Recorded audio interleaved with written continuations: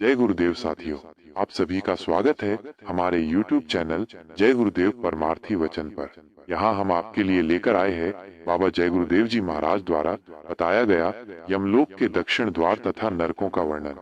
आइए जानते हैं पापी जीव दक्षिण द्वार में होकर किस प्रकार यमपुरी में प्रवेश होते हैं। दक्षिण द्वार अत्यंत घोर और महाभयंकर है। वहाँ सदा हिंसक जीव जंतुओं गीदड़ियों के शब्द होते रहते हैं। वहाँ दूसरों का पहुंचना असंभव है। उसे देखते ही रोंगटे खड़े हो जाते हैं। भूत पिशाच और राक्षसों से यह द्वार सदा पिता रहता है। पापी जीव दूर से उस द्वार को देखकर त्रास से मूर्छित हो जाते हैं और विलाप प्रलाप करने लगते हैं। तब यमदूत उन्हें साकलों से बांधकर घसीटते और निर्भय होकर डंडों से पीटते हैं। साथ ही डांटते फटकारते रहते हैं। होश आने पर वे खून से लथपथ होकर पग पग पर लड़खड़ाते हुए दक्षिण द्वार को जाते हैं। मार्ग में कहीं कहीं तीखे कांटे होते हैं और कहीं कहीं छुरे की धार के समान तीक्ष्ण पत्थरों के टुकड़े बिछे होते हैं। कहीं कहीं कीचड़ ही कीचड़ भरा रहता है और कहीं ऐसे गड्ढे होते हैं जिनको पार करना असंभव सा होता है। कहीं कहीं लोहे की सुई के समान कीलें गड़ी होती हैं। कहीं कहीं तपे हुए अंगारे अग्नि के बिछे होते हैं। पापी जीवों को उसी मार्ग से यात्रा करनी पड़ती है। कहीं केले, कहीं तपाई हुई बालू और तीखे कांटे होते हैं। कहीं तपी हुई पत्थर शिला होती है। कहीं दूषित जल और कहीं कंडे की आग से वो मार्ग भरा रहता है। कहीं सिंह, भेड़िए, बाघ, डांस और भयानक कीड़े डेरा डाले रहते हैं। कहीं बड़ी बड़ी जौक और अजगर पड़े रहते हैं। वहीं कर मक्खियां, विषैले सांप और खूंखार बलिष्ठ हाथी चीरा फाड़ा करते हैं। खुरों से खोदने वाले मार्ग को खोदते हुए तीखे सींधों वाले बड़े बड़े सांड, भैंसे और मतवाले चीते सबको कष्ट देते हैं। भयानक, डरावने और भीषण रोगों से पीड़ित होकर जीव उस मार्ग से यात्रा करते हैं। कहीं धूल मिश्रित प्रचंड वायु चलती है जो पत्थरों की वर्षा करके निराश्रय जीवों को कष्ट पहुंचाती रहती है। कहीं कहीं बिजली गिरने से शरीर विदीर्ण हो जाता है। कहीं बड़े जोर से बाणों की वर्षा होती है जिससे सब अंग छिन्न भिन्न हो जाते हैं। कहीं कहीं बिजली और बादल गड़गड़ाहट के साथ उल्कापात होते रहते हैं और प्रज्वलित अंगारों की वर्षा हुआ करती है जिससे जलते हुए पापी जीव आगे बढ़ते हैं। कभी कभी धूल की वर्षा होने से सारा शरीर धूल से भर जाता है। धूल के जो कण होते हैं और जो कण शरीर में आके लगते हैं वो बाणों की भांति शरीर में चुभते चले जाते हैं। ये बालुका के कण महा दुखदायी होते हैं। मेघों के भयंकर गर्जन से जीवों को अति दुख होता है। बाण वर्षा से घायल हुए शरीर पर खारे जल की धारा गिराई जाती है और उनकी पीड़ा सहन करते हुए जीव आगे बढ़ते हैं। कहीं कहीं अत्यंत शीतल हवा चलने के कारण अधिक सर्दी पड़ती है तथा कहीं सूखी और कठोर जहरीली वायु का सामना करना पड़ता है। इससे पापी जीवों के अंग से बिवाई फट जाती है। वे सूखने व सिकुड़ने लगते हैं। ऐसे मार्ग पर न तो राह खर्च के लिए कुछ मिल पाता है और न कहीं कोई सहारा ही दिखाई देता है। इस मार्ग से पापी जीवों को यात्रा करनी पड़ती है। सब और निर्जन और उजाड़ देश दृष्टिगोचर होता बड़े परिश्रम से पापी जीव यमलोक पहुंच पाते हैं। यमराज की आज्ञा पालन करने वाले दूत उन्हें बलपूर्वक ले जाते हैं। साथ में कोई मित्र भी नहीं होता है। जीव अपने कर्मों को सोचते हुए रोते रहते हैं। प्रेतों का उनका शरीर होता है। उनके कंठ, ओठ और तालू सूखे रहते हैं। वे शरीर से अत्यंत दुर्बल और भयभीत हो जाते हैं। सुधाग्नि की ज्वाला से जलते रहते हैं। कोई सांकल में बंधे होते हैं। किसी को उतान सुलाकर यमदूत उनके दोनों पैर पकड़कर घसीटते हैं और कोई नीचे मुंह करके घसीटते जाते हैं। उस समय उन्हें अत्यंत दुख होता है। उन्हें खाने को अन्न और पीने को पानी नहीं मिलता। वे भूख प्यास से पीड़ित हो हाथ जोड़ दीन भाव से आंसू बहाते हुए और विलाप कर याचना करते और कहते हैं कि कुछ दीजिए, इसी का रट लगाए रहते हैं। उनके सामने सुगंधित पदार्थ, दही, खीर, पी, भात, सुगंध युक्त दूध और शीतल जल प्रस्तुत होते हैं। उन्हें देखकर वह बारंबार उनके लिए प्रार्थना करते हैं।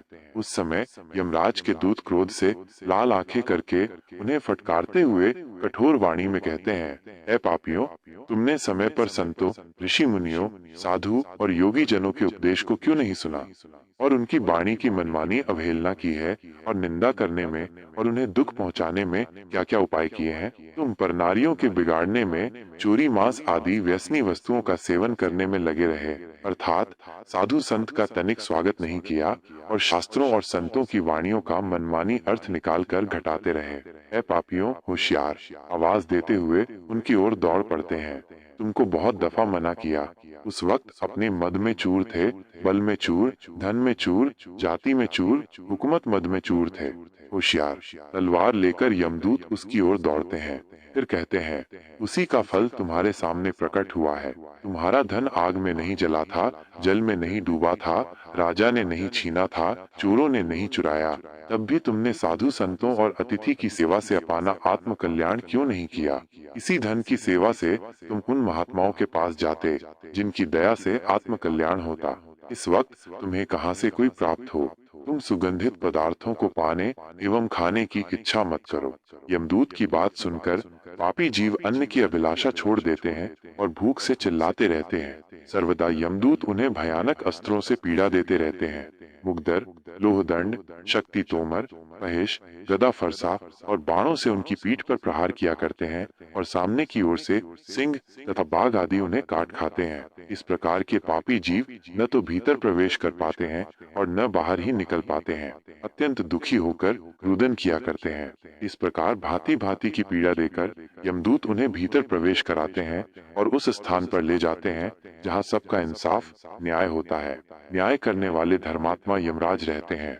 वहां पहुंचकर वे दूत यमराज को उन पापियों के आने की सूचना देते हैं और उनकी आज्ञा मिलने पर उन्हें उनके सामने उपस्थित करते हैं। तब पापाचारी जीव भयानक यमराज और चित्रगुप्त को देखते हैं। यमराज उन पापियों को बड़े जोर से फटकारते हैं। चित्रगुप्त धर्मयुक्त वचनों से पापियों को समझाते हुए कहते हैं, पापाचारी जीवों, तुमने दूसरों के धन का अपहरण, चोरी एवं घूस और दूसरों को दुख देकर किया है। अपने रूप एवं वीर्य के घमंड में आकर पराई स्त्रियों का सतीत्व नष्ट किया है। जो तुमने कर्म किया है उसका फल तुम स्वयं भोगो। ये क्यों किया? अब क्यों शोक करते हो? अपने कर्मों से ही पीड़ित हो रहे हो। तुमने अपने कर्मों द्वारा जिन दुखों का उपार्जन किया है उन्हें अब भली भांति भोगो। इसमें किसी का कुछ दोष नहीं है। ये जो लोग हमारे पास आए हुए हैं उन्हें भी अपने राज्य का बड़ा घमंड था। इनकी बुद्धि बहुत ही खोटी एवं मलिन थी। तत्पश्चात यमराज राजाओं की ओर दृष्टिपात करके कहते हैं, अरे ए दुराचारी नरेशो, तुम लोग प्रजा का विध्वंस करने वाले हो। थोड़े दिनों तक रहने वाले राज्य के लिए तुमने क्यों भयंकर पाप किया? तुमने राज्य के लोभ, मोह, मद, बल तथा अन्याय से जो प्रजाओं को कठोर दंड दिया है उनका यथोचित फल इस वक्त भोगी। कहाँ गया वह राज्य? कहाँ गई वह रानियां जिनके लिए तुमने पाप कर्म किए हैं? उनको छोड़कर तुम असहाय अकेले पड़े हो। यहाँ सारी सेना दिखाई नहीं देती जिनके द्वारा प्रजा का तुमने इमन किया। इस वक्त यमदूत तुम्हारे अंग फाड़ डालते हैं। देखो उस पाप का अब कैसा फल मिल रहा है।